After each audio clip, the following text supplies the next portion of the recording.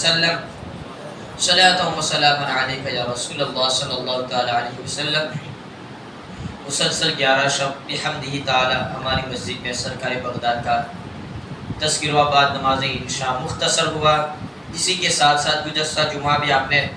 مقام غوث اعظم کو سماعت کیا، اور آج تو خصوصی طور پر آج ربیع الاخر کا 11واں چاند ہے، تو پیران پیر دستگیر روشن ضمیر سرکار بغداد کا پھر سے تذکرہ ہو جائے، اور آپ کی حیات طیبہ کے چند ایسے گوشے، حالانکہ آپ کی حیات کا ہر گوشہ ہم مریدین، عاشقین اور معتقدین کے لیے اصلاح کا درس دیتا نظر آ رہا ہے، لیکن جب آپ کی حیات پر ہم سرسری طور پر نگاہ ڈالتے ہیں تو جب آپ کے خاندان کو دیکھتے ہیں تو آپ حسنی حسینی سید ہیں۔ آپ کا نام عبد القادر محی الدین، یہ آپ کا لقب ہے، یعنی دین کو زندہ کرنے والے۔ ہمارے دین کی حقانیت کے دونوں شاہد ہے معین الدین اجمیری، محی الدین جیلانی۔ غوث کو یا غوث کہتے کہتے ہو جاتے ہیں غوث، خواجگی مل جاتی ہے خواجہ کا دم بھر کے دے، تو محی الدین یہ سرکار بغداد کا لقب ہے۔ شیخ عبدالحق محدث دہلوی نے سرکار بغداد کے تذکرے میں آپ کے تعلق سے کہ ایک بوڑھا گر رہا تھا،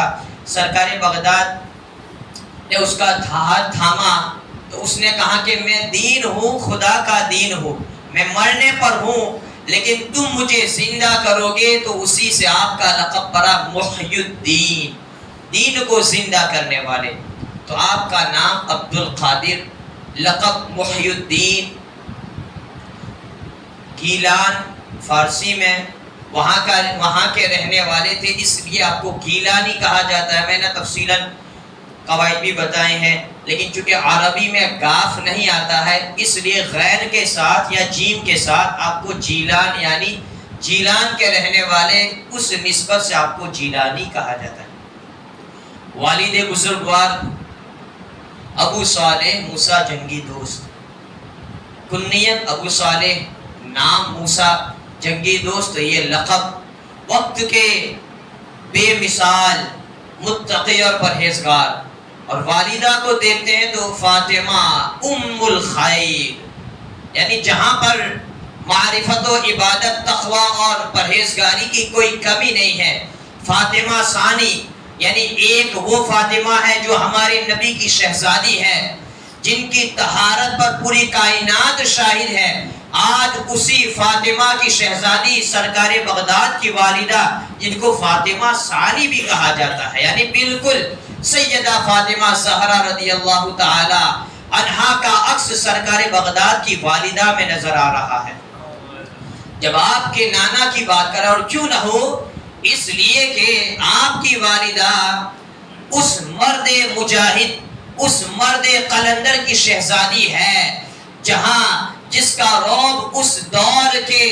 متقی تقوی شعار افراد پر ہوا کرتا تھا، یعنی حضرت عبداللہ سومعی، یہ آپ کے نانا ہے، اور آپ کے دادا حضرت ابو عبداللہ۔ تو جب ہم آپ کے خاندان کا پس منظر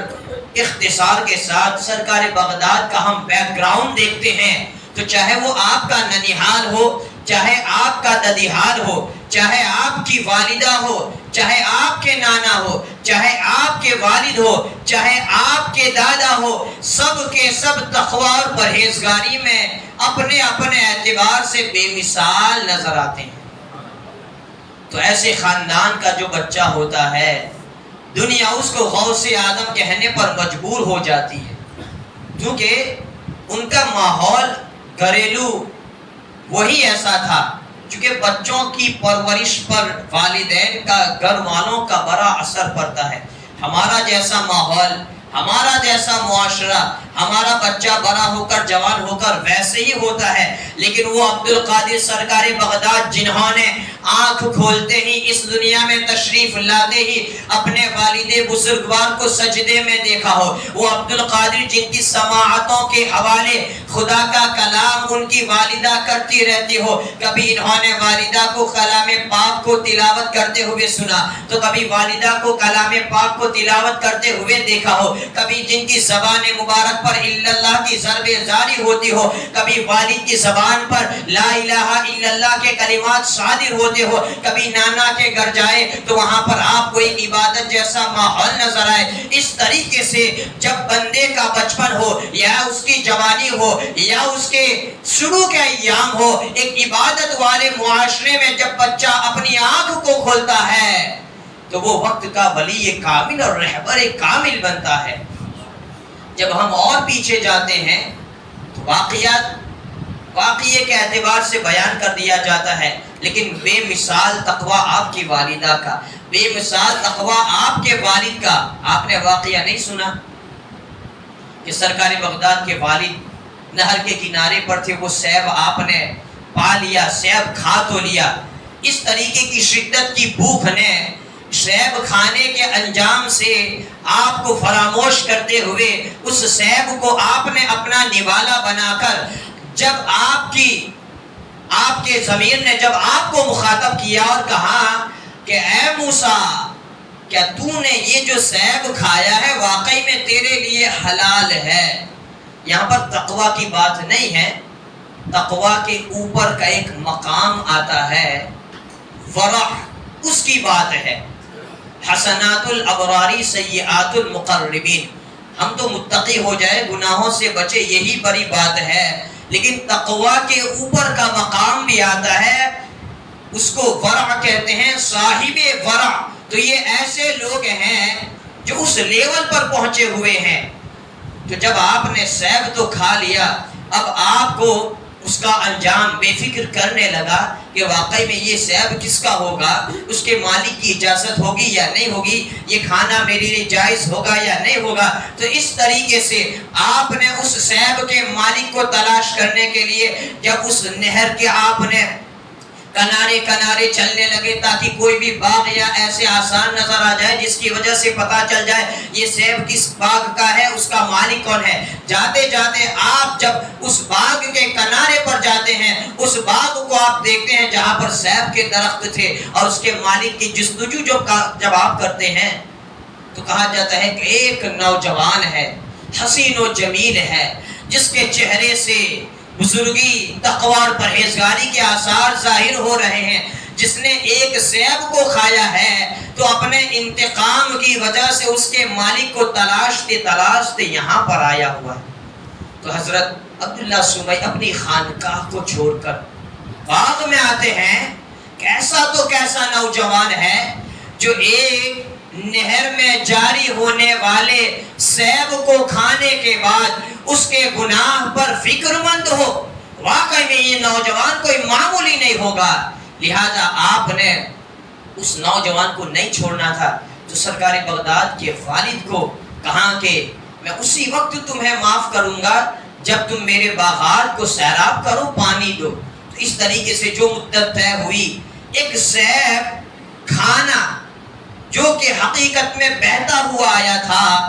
لیکن اس کی تلافی کے لیے آپ نے اس باغ کو سیراب کرنا شروع کیا۔ ایک مدت ختم ہونے کے بعد جب پھر سے دوسری بار کہا گیا، آپ نے پھر سے وہ مدت کو ختم کیا۔ ادھر حضرت عبداللہ سمعی آپ کا امتحان لے رہے ہیں، ادھر سرکار بغداد کے والد اس ایک سیب کھانے کی گناہ کی تلافی کے خاطر ہر چیز کو ایکسپٹ کرنے کے لیے تیار ہے۔ یہاں تک کہ جب آپ اپنے امتحان میں مکمل کامیاب ہو جاتے ہیں، حضرت عبداللہ سمعی یہ طے کر لیتے ہیں میری وہ نیک پارسا عفیفہ خاتون شہزادی فاطمہ ہے، اگر اس کے لیے شوہر کا انتخاب کرنا ہو تو اس سے بہتر و افضل اور کوئی نہیں ملے گا۔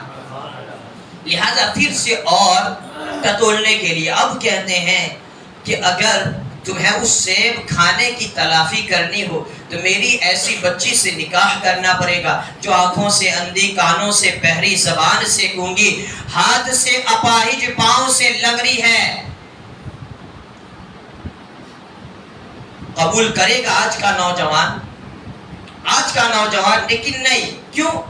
کہ یہ سب کچھ دنیاوی ہے، یہ فنا ہونے والا ہے 60-70 سالہ زندگی کے بعد، لیکن وہ ایک گناہ بروز محشر قیامت کے دن میری گرفت کا سبب نہ بنے۔ تو لہذا سرکار بغداد کے والد نے اپنی پوری زندگی اس عورت کے ساتھ گزارنا گوارا کر لیا جو آنکھوں سے اندھی ہے، جو زبان سے گونگی ہے، جو کانوں سے بہری ہے، جو ہاتھ سے اپاہج ہے، جو پاؤں سے لنگڑی ہے۔ اور اس طریقے سے جب آپ کا نکاح ہوتا ہے اور نکاح ہونے کے بعد جب پہلی شب کے لیے جب آپ اپنی عورت کے پاس تشریف لے جاتے ہیں اور عورت کی جو صفت آپ کی بیان کی گئی تھی، جب اس صفت کے برخلاف جب آپ نے ایک ایسی عورت کو پایا جس عورت کو دیکھتے ہی جس کا حسن بے مثال ہے، جس کا جمیل بے مثال ہے، جس کی آواز ایسی لبا دینے والی ہے، جب ایسی عورت کو دیکھتے ہیں آپ کے تقوی نے آپ کے پاؤں کو اس طریقے سے لڑکھڑا دیا، پاؤں میں کپ کپی طاری ہو گئی کہ اے موسیٰ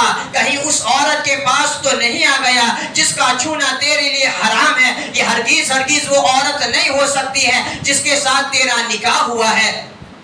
خدا کا خوف کرتے ہوئے جب الٹے پاؤں لوٹتے ہیں اور حضرت عبداللہ سمعی کے پاس جاتے ہیں، آپ کہتے ہیں جس عورت کے حسن و جمال کو چھوڑ کر خدا کے خاطر تم لوٹے ہو، اللہ تبارک و تعالی نے اسی عورت کو تیری منکوحہ بنایا ہے، اس لیے کہ وہ میری ہی بیٹی ہے، وہ میری بیٹی، میں نے جن کی یہ صفتوں کو بیان کیا تھا، ہاں واقعی میں وہی صفت والی بیٹی ہے، لیکن وہ دنیاوی نہیں بلکہ دینی اعتبار سے میری بیٹی اندھی ہے، یعنی دینی اعتبار سے آج تک اس نے اپنی نگاہوں سے کوئی بھی ایسے مرد کو نہیں دیکھا جس مرد کو دیکھنا ناجائز ہے۔ میری بیٹی ہر اعتبار سے سماعت کی حامل ہے، لیکن اس کی کانوں تک ابھی تک کسی غیر محرم کی یا ناچ گانے یا اس طریقے کی ناجائز آواز تک پہنچی نہیں ہے، اور زبان سے نہ ایسے کلمات کو جاری کیا ہے اور نہ ہی ہاتھ سے ایسی بدفعلی کی طرف یا ایسے حرام کام کی طرف اپنے ہاتھوں کو بڑھایا ہے، اور نہ ہی قدم اس کے اس جانب آگے بڑھے ہیں۔ وہ میری اس شان کی بیٹی ہے کہ اللہ تبارک و تعالی نے اس کے جسم کے ہر عضو کو گناہوں سے محفوظ کر لیا ہے۔ آنکھیں گناہوں سے محفوظ، کان گناہوں سے محفوظ، پاؤں گناہوں سے محفوظ۔ تب جا کے سرکار بغداد آپ کے والد گرامی کا ایسا تقوی اور آپ کی والدہ کا ایسا تقوی، جب اللہ تبارک و تعالی نے حضرت عبداللہ سمعی کی شہزادی اور حضرت ابو عبداللہ کے شہزادے حضرت ابو موسیٰ صالح جنگی دوست اور حضرت ام الخیر فاطمہ ثانی رضی اللہ تعالی عنہ کا جب آپ کا نکاح ہوا، اور ان کے نتیجے میں اور ان کے ثمرے میں جب اللہ تبارک و تعالی ان کو اولاد سے نوازتا ہے، تو اس کو اللہ تبارک و تعالی اس فرزند کو، اس ولد صالح کو وہ مقام عطا فرماتا ہے کہ جب اس بندے نے جب منبر رسول پر جلوہ افروز ہوتے ہوئے وجد و کیف کے عالم میں جب یہ ندا لگائی، قدمی حاضی علی رقبتی کل ولی اللہ، میرا یہ قدم ہر ولی کی گردن پر ہے، تو روئے زمین پر جس جس خانقاہ میں اس وقت اللہ کے ولی موجود تھے، جہاں جہاں وہ عبادت میں مشغول تھے، جہاں جہاں جنگلات میں وہ مشغول عبادت تھے، سبوں نے سرکار بغداد کی اس آواز پر لبیک کہتے ہوئے اپنے سروں کو خم کر لیا، جھکا لیا۔ تو وہ مقام عطا ہوا آپ کے خاندان کی برکت، چونکہ جب ماں باپ نیک ہو، جب پورا خاندان نیک ہو تو وراثت میں ان کو وہی چیز ملتی ہے، اور اسی سے ہمیں سمجھنا ہے۔ سرکار بغداد جب مدرسے میں داخل ہوتے 4 سال 4 مہینے 4 دن کے ہوتے ہیں، آپ کے والد گرامی جب آپ کی رسم بسم اللہ خوانی کرتے ہیں، جب آپ اپنے پہلے استاد کے پاس جاتے ہیں اور بسم اللہ الرحمن الرحیم جب آپ کو پڑھایا جاتا ہے، بسم اللہ کے ساتھ آپ 18 پارے پڑھ کر سنا دیتے ہیں۔ 18 پارے، یہ بچہ جو ابھی اس نے کبھی الف با کی تختی نہیں پڑھی، جس نے ابھی حروف تہجی کی طرف نگاہ نہیں ڈالی، وہ بچہ جیسے ہی مکتب میں جاتا ہے، مکتب کا پہلا درس ہے، پہلا دن ہے، 18 پارے آپ سنا دیتے ہیں۔ جب والد نے پوچھا تو آپ کہتے ہیں میری والدہ جب میں اپنی والدہ کے پیٹ میں تھا وہ کلام پاک کی تلاوت کیا کرتی تھی، میں اس کلام کو سنتا تھا، سنتے سنتے شکم مادر میں مجھے وہ سارے پارے حفظ ہو گئے جن کی حافظہ میری والدہ تھی، چونکہ آپ کی والدہ 18 پارہ کی حافظ تھی۔ تو یہاں سے ہمیں درس لینا ہے، بچہ جب شکم مادر میں ہوتا ہے وہ 9 مہینے ایسے ہوتے ہیں کہ اس کا پورا اثر اس بچے پر پڑتا ہے۔ ماں جو غذا کھاتی ہے وہی غذا اس بچے کی غذا ہے، ماں جو مشروبات پیتی ہے وہی پینا اس بچے کے لیے ہو جاتا ہے۔ بچے کے لیے کھانے کا الگ کوئی انتظام نہیں ہوتا ہے، ماں کے خوراک میں سے کچھ حصہ اس بچے کا خوراک بن جاتا ہے۔ اب آپ کہیے، آپ بتائیے، ماں جو کھائے گی حلال ہوگا، باپ اپنی عورت کو اپنے بچے کے خاطر حلال کھلائے گا، اس کا اثر پیٹ میں رہنے والے بچے پر ضرور پڑے گا۔ ان ایام میں ماں اپنے آپ کو گناہوں سے دور رکھے گی، بچہ بھی گناہوں سے دور رہے گا۔ لیکن اسی طریقے سے ماں نے لہو لعب کے ساتھ اسی طریقے سے گناہوں میں اور کسی ایسی نہ کوئی ایسا انتظام کیا عام ایام کی طرح گناہوں میں، نحوست میں، بدعات میں، خرافات میں، غیبت میں، چغلخوری میں، ایک دوسروں کی برائیوں میں، جب وہ ماں اپنے 9 مہینے کو پورا کرتی ہے وہ ساری چیزیں اس بچے کے کانوں تک پہنچتی ہیں، وہ ساری خصلتیں وہ بچہ اس کو ایکسپٹ کر لیتا ہے۔ جب بچہ دنیا میں آتا ہے ماں جھوٹ بولتی تھی اس کا اثر اس بچے پر پڑتا ہے، ماں عورتوں کے ساتھ بیٹھ کر لوارہ بازی، بکواس، چغلخوری کرتی تھی، وہ بچے پر اس کا اثر پورا پڑتا ہے۔ بلکہ اللہ کے رسول صلی اللہ علیہ وسلم نے شب معراج مردوں سے زیادہ کثرت سے عورتوں کو جہنم میں دیکھا، جہنم میں عورتوں کی کثرت زیادہ تھی۔ اس کی وجہ یہی کہ ہماری ماں بہنیں جب فری ہو جاتی ہے چوراہے پر، گھر کے باہر یا جہاں بھی ان کا موقع ملتی ہے، جب ان کو وقت ملتا ہے فری وقت میں سوائے ایک دوسرے کی تعریف کے ان کو کچھ آتا اسی وجہ سے ساری چغلخوریاں، ساری غیبتیں اگر دن بھر کی آپ کو سننا ہے آپ عورتوں کے پاس چلے جائیں، پورا رپورٹ آپ کو مل جائے گا۔ تو یہ آپ کے بچوں کی پرورش کے لیے بہت ہی ہانیکارک، نقصان دہ اور ہارمفل ہے، خطرناک ہے۔ میں یہ عرض کر رہا تھا سرکار بغداد کی والدہ جب آپ شکم مادر میں تھے کوئی بھی ایسا کام نہیں جو خدا کو ناراض کرنے والا ہو، اور جب آپ دنیا میں تشریف لائے، جب آپ کو دودھ پلانے کا وقت آیا، وہ مادر زاد ولی، ماں کے پیٹ سے ولایت لانے والا، ماں کے پیٹ سے غوثیت کبریٰ کا مقام حاصل کرنے والا، وہ خدا کا برگزیدہ بندہ غوث اعظم سرکار بغداد عبد القادر جیلانی جب دنیا میں تشریف لاتے ہیں رمضان کے چاند کے تعلق سے اختلاف ہو گیا، آپ نے اپنی ماں کے پستان کو نہیں چھوا اور بتا دیا عبد القادر آ رہا ہے، ابھی سے شریعت کی پاسداری کرتا ہوا آ رہا ہے۔ اور جب آپ کی والدہ آپ کو دودھ پلاتی تو ذکر و تسبیح میں مشغول رہتی، جب آپ کی والدہ آپ کو کھانا کھلاتی تو آپ باوضو رہتی، طہارت، پاکیزگی، اس کا پورا اثر بچے پر پڑتا ہے۔ یہ چھوٹی چھوٹی باتیں ایسی ہے جو بچوں کے کردار میں، ان کی پرورش میں آخر تک کی کام آتی ہے۔ اس طریقے سے 2 سال جو دودھ پلانے کا زمانہ ہے، ہماری ماں بہنوں کو چاہیے کہ ہر اعتبار سے بچوں کو بھی دور رکھے اور خود بھی دور رہے، اور اس طریقے سے گھر کا ماحول قائم کرے جس کی وجہ سے آپ کی تربیت کا پورا اثر آپ کی اولاد، آپ کے بچوں پر پڑتا ہے۔ جب سرکار بغداد ایام طفولیت گزرتے ہیں، یہ میں نے بہت شارٹ میں بتا دیا، جب ایام طفولیت گزرنے کے بعد جب والد بزرگوار کا سایہ سر سے اٹھ جاتا ہے تو آپ گھریلو کام کاج میں آپ والدہ کے ساتھ ہاتھ بڑھاتے ہیں، بلکہ کھیتی باڑی بھی آپ کرتے ہیں۔ ایک بار آپ کھیتی باڑی کے لیے جب آپ کھیت میں تشریف لے گئے، یوم عرفہ 9 ذی الحجہ کو غیب سے ایک آواز آئی، یا عبد القادر الہذا خلقتک अलहाजा खुलिकता, ए अब्दुल कादिर क्या तुझे इसीलिए पैदा किया गया है? उस आवाज को आपने सुना, आपकी हैरत व इस्तिजाब का इंतहा न रहा। आप उस आवाज को सुनने के बाद इसी आलम में घर पर तशरीफ लाते हैं, छत पर आप चले जाते हैं। जब घर पर छत पर आप जाते हैं तो फिर और आपके ताज्जुब में इजाफा होता है। उस आवाज को सुनकर, गैबी आवाज को सुनकर जब घर पर आते हैं, छत पर जाते हैं, ज़िलहिज्जा 9 यौम अरफा का दिन था। अल्लाह तबारक व तआला ने आपकी निगाह से सारे हिजाबात को उठा दिए और जीलान में रहते आपने उन तमाम हाजियों को देख लिया जो अरफात के मैदान में थे, और ताज्जुब इंतहा न रही।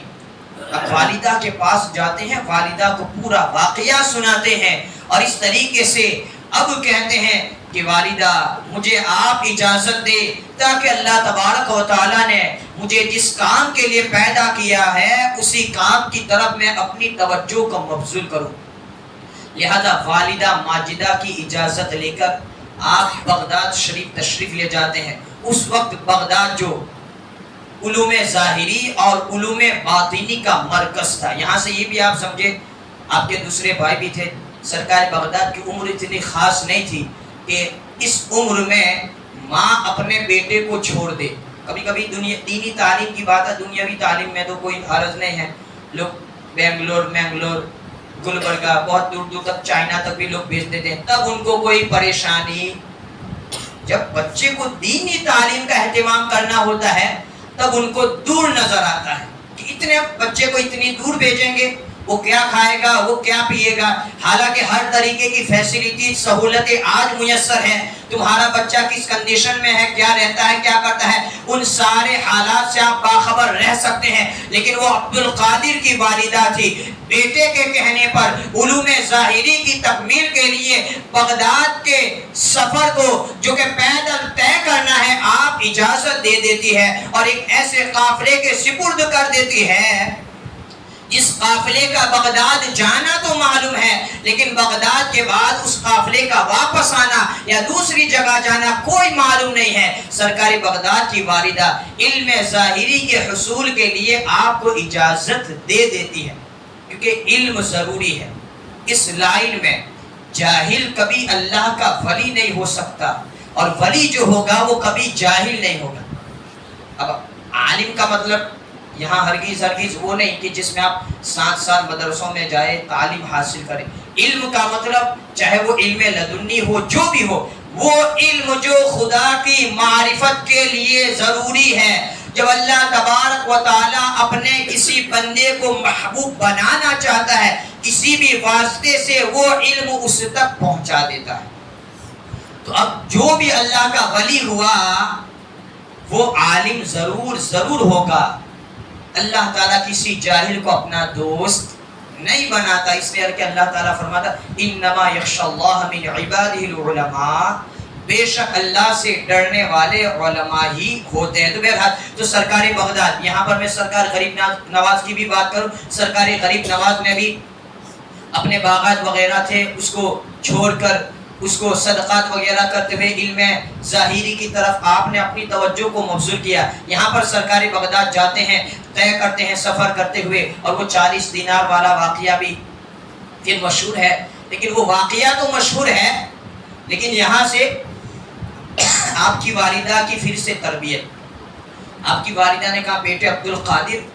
हमेशा सच बोलना, हमेशा सच बोलना, झूठ न बोलना। वो 40 दिनार जो वो डाकू तलाश न पाए, ढूंढ न सके, जब आपको पूछा गया कि क्या तुम्हारे पास भी कुछ है, तो आपने, वो माँ ने जो सिल कर जो छुपा कर रखे थे, कह दिया कि मेरे पास भी ये 40 दिना है। वो सरकारी बगदाद की सदाकत समझे या एक माँ की तरबियत समझे, इस वाक़ये ने उन बरसों से डाका जनी करने वाले वो रहसन डाकुओं के दिलों की गुमराही को, उनकी शरारत को नेकी में बदल कर अल्लाह तबारक व तआला ने सरकार बगदाद के तवस्सुल से उनको हिदायत अता फरमाई। हमेशा की उन्होंने डाका जनी रहसनी को छोड़ दिया। इस तरीके से आप بغداد شریف تشریف لاتے ہیں اور وہ بغداد میں آپ کی حالت ایسی ہوتی تھی، کبھی کھانا مل گیا تو مل گیا، کبھی نہیں ملا تو نہیں ملا، کئی دن تک آپ بھوکے پیاسے رہتے تھے، لیکن اس کے باوجود علم ظاہری کے حصول میں کسی قسم کی کمی نہیں آئی۔ اس کے بعد جب آپ علم ظاہری کی تکمیل، جب علوم ظاہری پر آپ کو دسترس حاصل ہو جاتا ہے تو آپ کے استاد قاضی ابو سعید مبارک مخزومی، آپ کا یہ شاگرد ایسا مقام پانے والا تھا، حضرت قاضی ابو سعید مخزومی نے خود جو ان کا مدرسہ تھا سرکار بغداد کے حوالے کر دیا کہ بیٹے عبد القادر، آج سے اس مدرسے کو تم ہی سنبھالو، اس میں درس تم ہی دینے لگو۔ سرکار بغداد کی شہرت اور آپ کی مقبولیت کا یہ عالم تھا کہ جب آپ نے علم ظاہری کے ساتھ ساتھ علم روحانی کا درس دینا شروع کیا، دریائے معرفت کے پیاسوں کو، تشنگان معرفت کی پیاس بجھانے کی کوشش کرنے والوں کو جب اس بات کا علم ہوتا ہے اور سرکار بغداد کی بارگاہ میں ذوق در ذوق جب آپ کے ملفوظات کو سننے کے لیے آتے ہیں، سرکار بغداد کا وہ واعظ و نصیحت کا جلسہ ہوا کرتا تھا جہاں پر ایک مجلس میں 70 یا 80 ہزار لوگ شامل ہوا کرتے تھے۔ اللہ تبارک و تعالیٰ نے آپ کی زبان میں وہ تاثیر عطا فرمائی تھی، بغیر لاؤڈ اسپیکر کے، بغیر کسی مائک کے، سرکار بغداد کی آواز جو ہوتی تھی مجلس میں پہلی صف میں بیٹھنے والا جس طرح سرکار بغداد کی آواز کو سنتا تھا، ایسی غرجناک آواز تھی، مجلس کے آخری صف میں بیٹھنے والا سرکار بغداد کو ایسے ہی سنتا تھا۔ 400 500 علماء کرام جو دوات کے ساتھ، قلم کے ساتھ، کاغذ کے ساتھ سرکار بغداد کے ملفوظات کو قلم بند کرنے کے لیے وہاں پر موجود ہوا کرتے، وہاں پر ایسی ریکارڈنگ یوٹیوب آن لائن ایسی سسٹم نہیں ہوا کرتی تھی۔ یہ ہے سرکار بغداد کے واعظ و نصیحت، وہ پورا ایک الگ چیپٹر ہے۔ اللہ تبارک و تعالیٰ نے چونکہ جن کو واعظ کی اجازت خود اللہ کے رسول صلی اللہ علیہ وسلم نے عطا فرمائی ہو، ایک بار سرکار بغداد سو گئے، خواب میں اللہ کے رسول صلی اللہ علیہ وسلم تشریف لائے۔ سرکار نے کہا کہ اے عبد القادر تم واعظ کیوں نہیں کرتے؟ تو آپ نے کہا یا رسول اللہ صلی اللہ علیہ وسلم انا رجل عجمی کیف اتکلم علی فصحاء عرب، فصحاء بغداد، میں ایک عجمی ہوں، عجم کا رہنے والا ہوں، یہاں عربی جاننے والے بڑے بڑے دانشور ہیں، میں ان کے سامنے کیسے بولوں؟ حضور نے کہا اپنے منہ کو کھولو۔ اللہ کے رسول صلی اللہ علیہ وسلم نے 7 بار اپنا لعاب دہن سرکار بغداد کے منہ میں ڈالا اور کہا کہ اب سے واعظ کرنا شروع کر دو۔ اس کے بعد چند دنوں کے بعد مولا کائنات خواب میں تشریف لاتے ہیں اور آپ مولا کائنات بھی جب اس طریقے سے پوچھتے ہیں، جب آپ کو سرکار بغداد کو پھر مولا کائنات اپنا لعاب دہن آپ کے منہ میں ڈالتے ہیں 6 مرتبہ، حضور سے 1